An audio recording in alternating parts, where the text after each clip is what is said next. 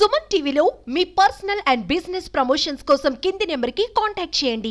రాచపీనుగా ఒంటరిగా పోదన్న సామెత అప్పుడప్పుడు వింటూనే ఉంటాం. తను పోతే తనతో పాటు మరొకరిని కూడా తప్పకుండా తీసుకొని పోతుందన్నది అప్పట్లో ఓ నమ్మకం. అయితే అక్కడ మాత్రం రాజుగారు చనిపోయినా, ఆయన కుటుంబ సభ్యులు మరణించినా ఆయనతో పాటు ఏకంగా 32 మందిని బలిచ్చేస్తారు. ఆయనతో పాటు పాతి పెట్టేస్తారు.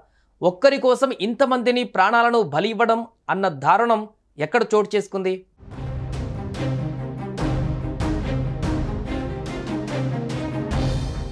వచ్చేటప్పుడు తీసుకొని వచ్చేదేం లేదు, పోయేటప్పుడు ఒక్క పైసా కూడా వెంటరాదు అంటాం. కానీ పూర్వకాలంలో ధనవంతులు రాజులు చనిపోతే వారి శవాలతో పాటు అపారమైన సంపదను కూడా పెట్టి సమాధులలో కట్టేసేవారు. వేల ఏళ్ల నుంచి వస్తున్న ఈ ఆచారం క్రమేపీ కనుమరుగైపోయింది. ఆ కోవలోనే ఓ 1000 ఏళ్ల క్రితం దాకా ఇలాంటి ఆచారం ప్రపంచమంతా కొనసాగేది. తవ్వకాలలో అలాంటి నిధులు అప్పుడప్పుడు అధికారుల కంటపడుతుంటాయి.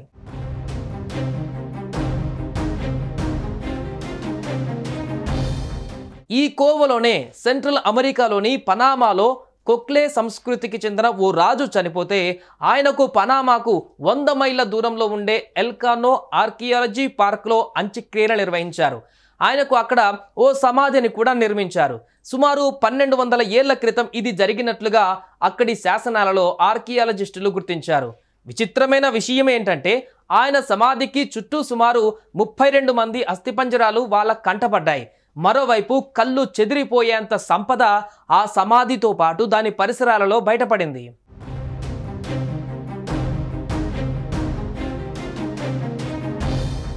సమాధి కోసం తవ్వే సమయంలో బంగారం ఉపయోగించి నేసిన దుస్తువులు, వజ్ర వైఢూర్యాలు పొదిగిన నగలు, గంటలు, బెల్టులు, తిమింగలం పన్నుతో అలంకరించిన చెవికమ్మలు, అత్యంత విలువైనటువంటి సిరామిక్ కళాఖండాలు, కెంపులు, వజ్రాలు పొదిగిన ఆయుధాలు వారికి లభించాయి.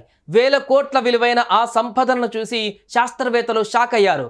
సమాధిలో లభించిన బంగారం, కళాఖండాలు ఆర్థిక విలువ మాత్రమే కాకుండా చారిత్రక, సాంస్కృతిక ప్రాముఖ్యతను కూడా కలిగి ఉన్నాయని జాతీయ వారసత్వ శాఖ ప్రతినిధి లినెట్ మోంటెనెగ్రో మీడియాకు వెల్లడించారు.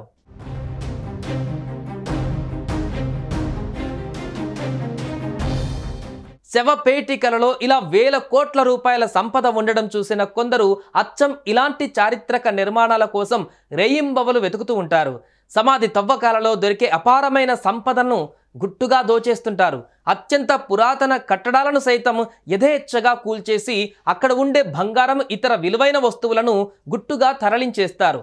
అత్యంత అమూల్యమైన చారిత్రక సంపదను కొల్లగొట్టేస్తుంటారు. అయితే వారికంటే ముందుగా పనామా పురాతత్వ శాఖ కంట్లో పడ్డ ఈ సమాధి ప్రభుత్వానికి ఆర్థికంగా వెన్నుదన్నుగా నిలవడంతో పాటు అద్భుతమైన చారిత్రక విశేషాలను నేటి తరానికి అందించింది. అయితే ఒక రాజు చనిపోతే అతనితో పాటు మరో 32 మందిని బలిచ్చిన సంఘటన వెనుకున్నటువంటి కారణాలు ఏమిటన్న దిశగా పనామా ఆర్కియాలజీ డిపార్ట్మెంట్ పరిశోధనలు సాగిస్తోంది.